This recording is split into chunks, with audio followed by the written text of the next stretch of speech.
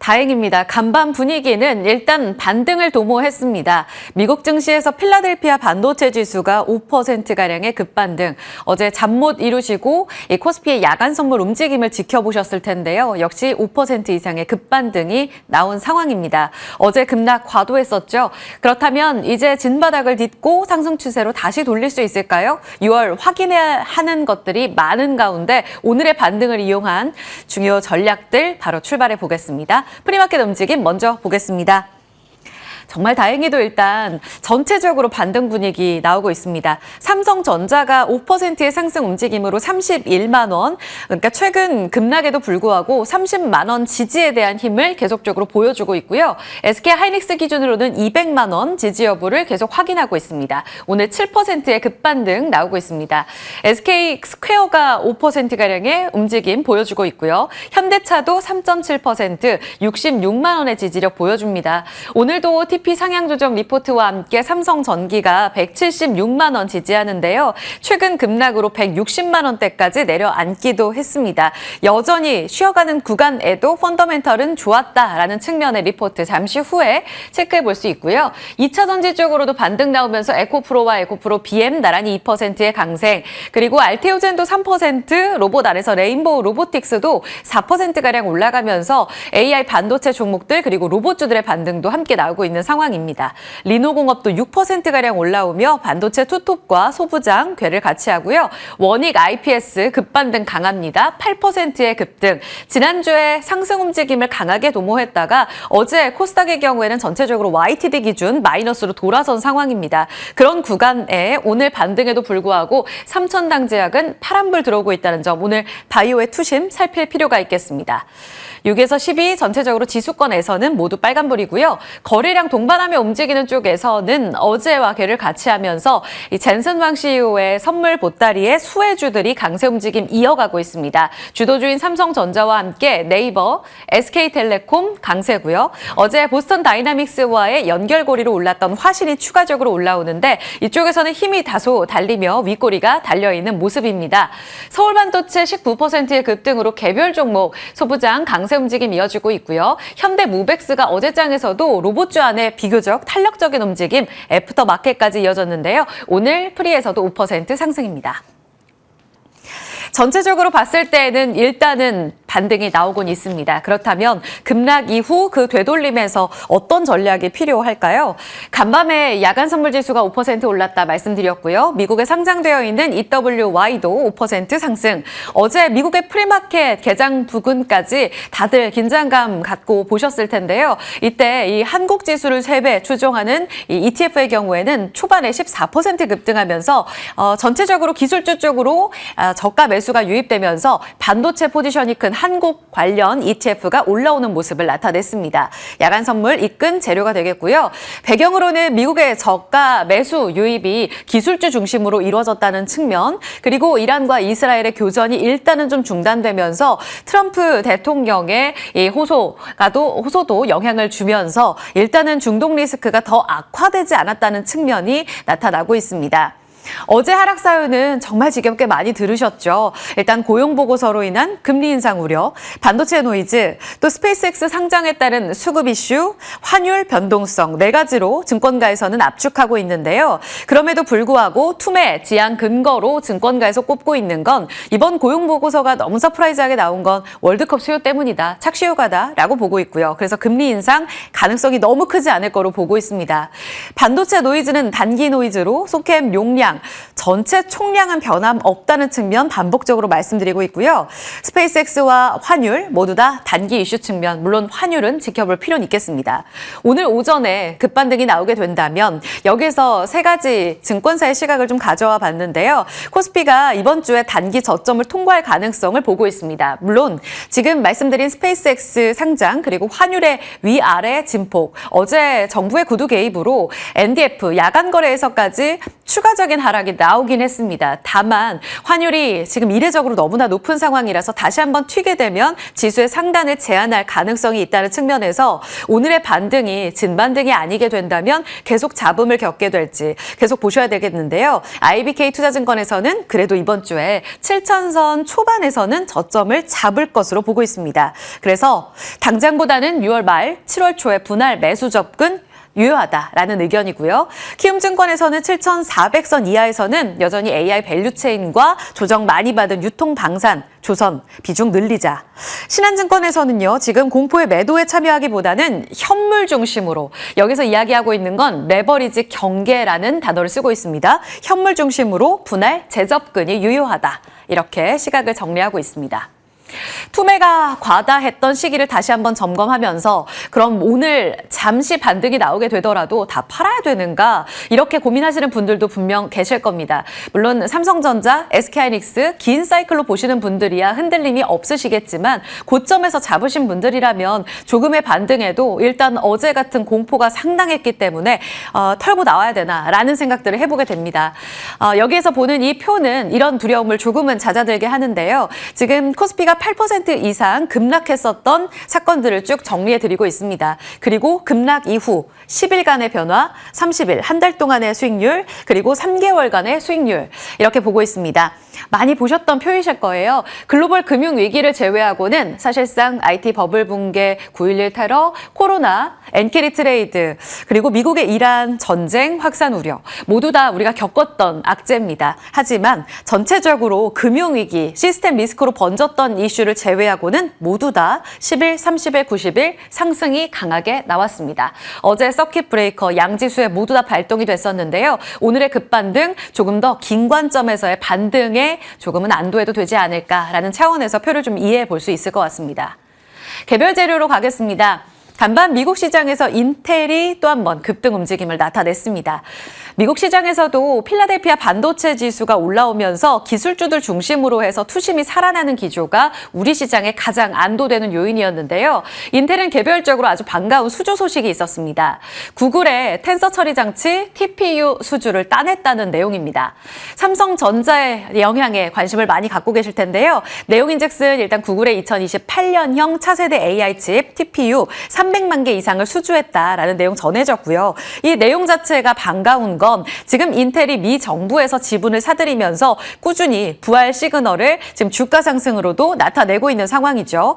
지금 TSMC가 압도적 1위로 구글의 이 칩을 모두 다 수주하는 1위 공급자였었는데요. 그런데 쇼티지, 그러니까 공급이 너무 타이트하게 되면서 독점 체제에 균열이 가고 그 다음, 그러니까 고객 다변화 차원에서 대한공급처를 찾고 있는 빅테크들의 움직임의 연장선으로 이해해 볼 수 있습니다. 그런데 이 측면에서도 인텔이 삼성전자가 2위고 인텔은 크게 점유율을 차지 못했던 파운드리 업체인데요. 구글의 첨단 공정 테스트를 통과했다는 건 신뢰도를 크게 높일 수 있는 재료라고 볼 수가 있겠고요. 여기서 추가 수주 가능성도 열려 있다고 외신에선 보도하고 있습니다. 첨단 패키징에 승부처를 걸었다. 여기에서 후공정이냐 전공정이냐 이 측면은 구체적으로 보도화되지는 않은 상황입니다. 그런 가운데 삼성전자가 이 빅메모리 쪽에서 파운드리 쪽에서 글로벌 2위 타이틀 추격의 위기를 겪고 있는 것 아니냐라는 시각으로도 볼 수 있겠고요. 또 하나의 측면에서는 빅테크가 대한 공급처를 꾸준히 찾고 있다는 측면에서 인텔도 이제 막 수율 끌어올린 가운데 삼성전자 수율 조금 더 잡으면 낙수 효과를 받고 시장 파이를 키울 수 있다라는 내용들 함께 전해주고 있습니다. 오늘 삼성전자와 여기서 영향을 받을 수 있는 기판 쪽의 종목들 잠시 후에 반응과 함께 전략 세워보겠습니다. 자, 엔비디아 젠슨 CEO 이제 돌아갑니다. 그리고 4박 5일간의 일정 속에 많은 투자 아이디어들이 숨어있지 않을까. 사실 왔던 그 날부터 해서 우리 주가지수와 관련 종목들은 위아래 진폭이 매우 컸습니다. 그래서 당분간은 이 종목들 어느 정도의 테마성 재료로 선 반영되고 빠지지 않을까 하는 우려가 크셨을 텐데요. 이제 앞으로 좀 더 길게 봐야 된다라는 내용들이 리포트를 통해 꾸준히 나오고 있습니다. 유한타증권 내용 정리해드립니다. 자, 먼저 먼저 지금 KAI 동맹을 요약해 놓은 표인데요. 네이버 같은 경우에는 어제 정말 주인공 역할을 했습니다. 글로벌 AI 팩토리 구축을 공동으로 진출한다. 여기에서 크게 매출액을 도모할 수 있을 것으로 예상되고 있는 상황입니다. 네이버는 앞으로 20조 원의 매출액을 지금 발표한 상황이고요. SK텔레콤 마찬가지입니다. 어제 SK그룹 안에서도 네트워크스와 텔레콤에 대한 기대감이 매우 컸습니다. AI 팩토리의 키워드 시장은 주목을 하고 있습니다. LG그룹 같은 경우에도 로보틱스 AI 데이터 센터 모빌리티 협력 차원에서 이번에 함께 하겠다라는 내용이 전해졌고요. 관련한 종목들의 움직임은 급등 이후 급락이 이어지고 있는 상황입니다. 그 가운데서 지금 조금씩 반등을 도모하는 LG전자와 CNS, LG유플러스까지 움직임 보셔야 될 것 같고요. 현대차그룹 그리고 삼성, 두산그룹까지 이야기는 익히 들으셨을 내용들이 되겠습니다. 그런 가운데서 지금 증권가에서는 SI 기업들에 대한 관심을 계속적으로 높여가자 HBM 그리고 네트워크 연산 메모리까지 해서 메모리 관련한 반도체 쪽으로의 관심이 매우 컸었는데 결국은 AI 데이터 센터와 팩토리를 구축하기 위해서는 시스템 통합이 중심에 있을 거다라고 이야기를 하고 있는 상황입니다. SI 기업들은 LG CNS, SK 네트워크스, 삼성 SDS 같은 종목들이 있는데요. 네이버와 카카오도 여기에 포함하는 증권사도 많았습니다. 이들 기업들이 인터넷 쪽으로 밸류를 주지 않고 SI 통합으로 줬을 때에는 계속적으로 역사적 10배 수준에서 그 이상을 받지 못했었는데요. 이번에 그 SI 기업들의 AI 팩토리 안에서의 역할이 부각이 된다면 장기적인 멀티 리레이팅도 가능하다라는 시각들을 증권가에서 꼽고 있습니다. NH투자증권의 관련한 종목들도 같이 체크해 보시죠. 마지막으로 재료입니다. 미국 시장에서 코닝이 장중 7%, 장중 9%, 그리고 종가상으로 5%가량 올라가면서 거래를 마쳤는데요. 빅테크와 손을 잡았습니다.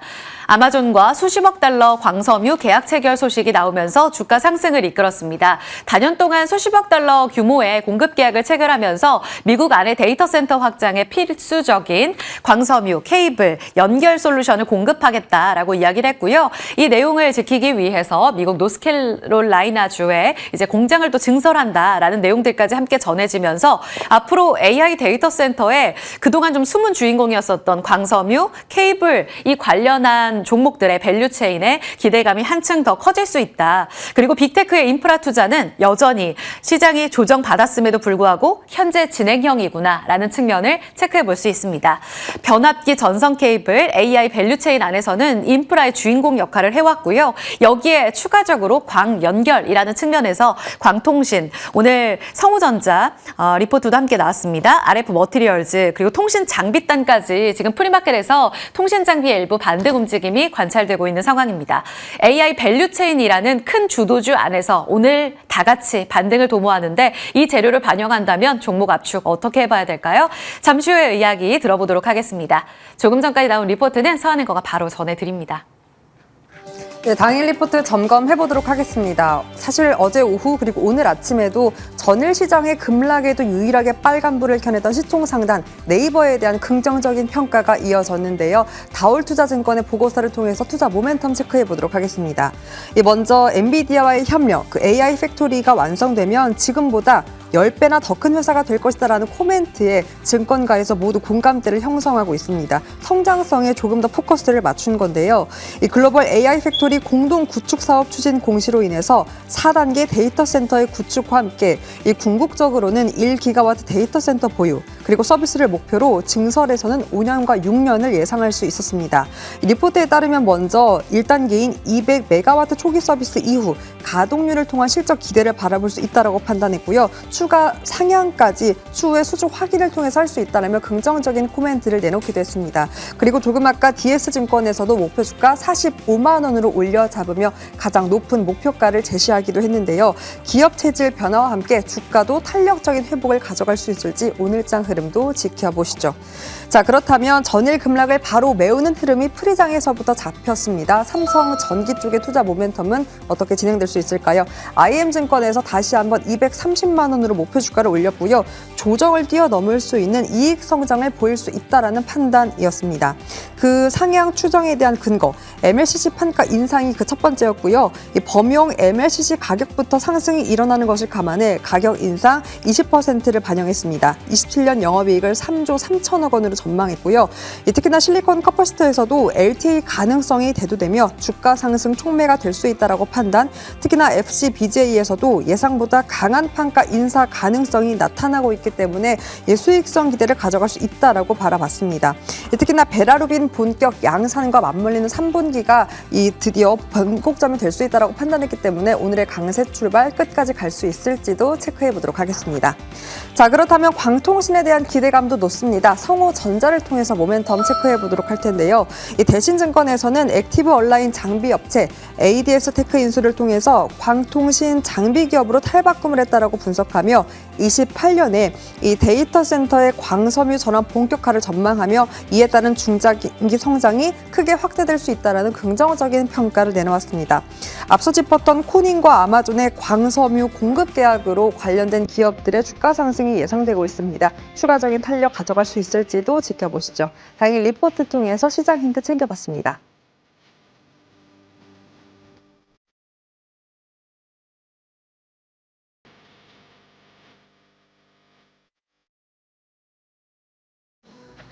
네, 오늘 장 중요할 것 같습니다. 지금 호가상으로는 조금 아쉬운 부분이 있는데요. 코스닥이 좀 많이 빠지고요. 지수는 2% 반등을 도모하고 있습니다. 자, 오늘의 반등에서 이렇게 온도차가 나면 어떤 전략이 또 필요할지요. 김경국 메리츠증권 도곡금융센터 차장, 이정우 해운솔루션 팀장 모셨어요. 안녕하세요. 네, 안녕하세요. 자, 김경국 차장님, 사실 이전부터 반도체 과매수 이야기를 하셨고 일부는 좀 정리하고 갑시다라는 이야기를 하셨습니다. 오늘 일단 반등은 나오는데, 자, 어제 급락이 좀 과했잖아요. 네네, 맞습니다. 과했습니까? 이 네. 부분부터 좀 체크를 해보면서 오늘의 반등이 나오면 진 반등인가? 이제부터는 다시 추세를 되돌릴 만큼 좀 부담스러움은 다 덜어냈나? 이 측면 어떻게 보십니까? 일단은 어제 그 투매가 나온 거는 맞다 그렇게 보고 있고요. 네네. 사실 지난주부터 ADR이 50 언더에서 움직였기 때문에 사실 이제 그 정도 지표가 평상시에는 나올 수 없는 지표이기도 하고요. 사실은 이런 지표들이 뭐 08년 금융위기나 뭐 코로나 팬데믹 정도에서나 볼 수 있는 수치였기 때문에 사실은 시장이 과매도권에 진입한 것은 확실히 맞다. 근데 여기서 문제는 시장의 상승과 함께한 이 ADR이 과매도권에 들어갔다는 것은 사실은 그전과는 다른 관점으로 좀 봐야 된다 이렇게 보고 싶은데, 사실 반도체 탑2의 쏠림이 굉장히 심했고요. 거기서 코스닥이 굉장히 좀 소외받는 흐름이 계속해서 좀 진행되고 있는 상황인데, 이번 급락장 이후에 다시 펼쳐질 시장이 다시 한번 삼성전자 하이닉스만 가는 이런 쏠림의 시장일 것인지, 아니면 다 같이 좀 움직일 수 있는 시장이 될 것인지에 대한 의문이 굉장히 좀 많으실 것 같은데, 향후에 진행되는 시장도 역시 여전히 반도체 관련 섹터가 가장 좋은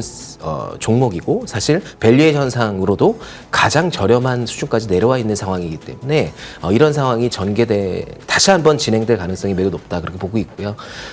일단 코스닥 같은 경우에는 오늘도 이제 좋지 않은 모습으로 시작을 할 것 같은데 여전히 좀 안 좋은 모습을 이어가지 않을까, 일단 당분간은 그럴 것 같습니다. 그리고 과매도권은 확실하나 이번 주 CPI, 그 PPI가 발표가 예정되어 있는데, 네. 이런 부분, 그리고 다음 주에 이제 FOMC가 예정되어 있습니다. 케빈 워시 의장이 처음으로 등장하는 FOMC 회의이기 때문에 금리를 변동성을 좀 유발할 수 있는 요인을 가지고 있는 일단 일정들이 계속해서 연속적으로 진행되기 때문에 사실은 시장의 변동성을 이제는 바닥이다라고 생각할 수는 있지만, 가격적인 측면에서는 어제 투매가 나왔기 때문에 이 가격을 더 깨는 하락은 사실 나오기 좀 쉽지 않다 그렇게 보고 있지만, 여전히 시장의 변동성에 좀 개인 투자자분들이 흔들릴 가능성이 매우 높다. 그렇기 때문에 분할 매수 관점으로 대응하는 것은 맞다 하지만 매수의 관점, 매수의 텀을 좀 늘려서 분할 매수해보자. 요런 관점 좀 제시해드리고 싶습니다. 네. 현금이 있다면 네네. 10분의 1 이렇게 조금씩 맞습니다. 조금씩 10%씩.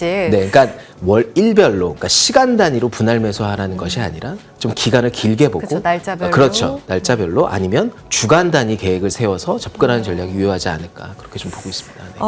그럼 샀을 때는 반도체 투톱으로 결국 반도체가 싸다는 이야기를 하셨는데 네네네, 다시 맞습니다. 투톱으로 갑니까? 아니면 소부장에도 한 표를 꾸준히 주셨었는데. 근데 이번 급락장에 좀 보였던 패턴이 뭐냐면 소부장 중에서도 예. 유독 좀 강한 종목들이 몇 개 있었습니다. 그래서 테스 같은 종목들은 상대적으로 시장 대비 굉장히 강했고요. 그래서 여전히 하반기 투자 사이클 관련해서 소부장 관련주들이 힘을 받을 가능성이 있다. 그리고 삼성전자 하이닉스가 아니라면 차선주로 소부장 정도가 선택될 확률, 시장에서 선택될 확률이 있다. 그렇게 좀 보고 있습니다. 네. 테스랑 머니가 IPS는 장비단에서 제일 크게 수혜 받을 겁니다 이야기 주셨었어요. 네, 그리고 맞습니다. 오늘 소부장에서 또 관심주가 새롭게 나옵니다. DB 하이텍. 네, 여기도 맞습니다. 종목 압축의 후보예요. 네, 맞습니다. DB하이텍 같은 경우에는 뭐 잘 알려져 있는 파운드리 회사인데 짧게 좀 말씀드리면 1분기 영업이익이 대략 한 637억 정도 나왔는데 일회성 비용 200억 정도를 제외하면 대략 한 950억 정도의 영업이익이 나왔습니다. 그러면 OPM 기준으로 대략 한 30%에 육박하는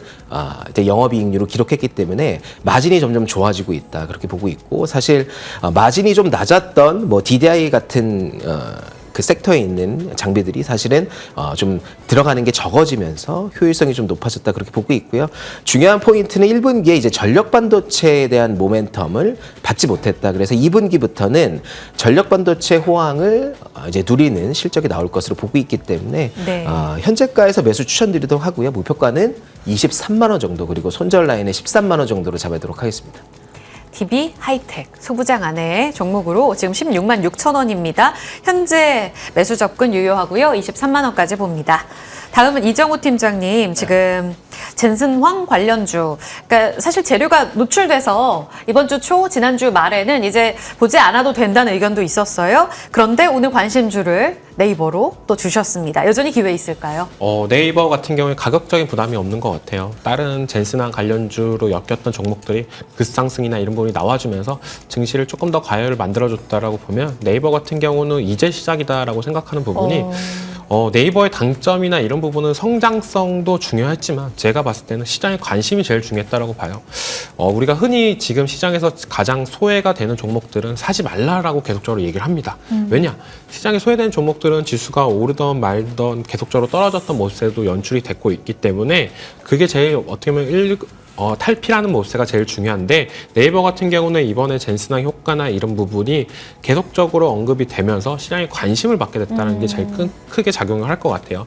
네이버 같은 경우도 뭐 엔비디아와의 협력설이나 이런 부분이 지금 바로 나온 게 아니라 과거 때부터 MOU나 이런 부분에 있어서 피지컬 AI 쪽이나 이런 부분을 확장을 했었던 부분 그렇게 네. 손발을 맞춰 나가다가 이번에 네오 클라우드나 이런 부분까지도 확장을 하는 모습가 나와줬기 때문에 이제는 네이버에 관심을 갖자라고 말씀을 해드리겠습니다. 네, 가격은 40만 원 주셨거든요. 네. 최대 오늘 증권가 TP 45만 원까지 나옵니다. 잠시 후 추가적으로 이야기 더 나눠볼게요. 코스닥은 반대 매매 영향이었나요? 일단 예상 호가상으로 1.45% 상승으로 돌아서고 있습니다.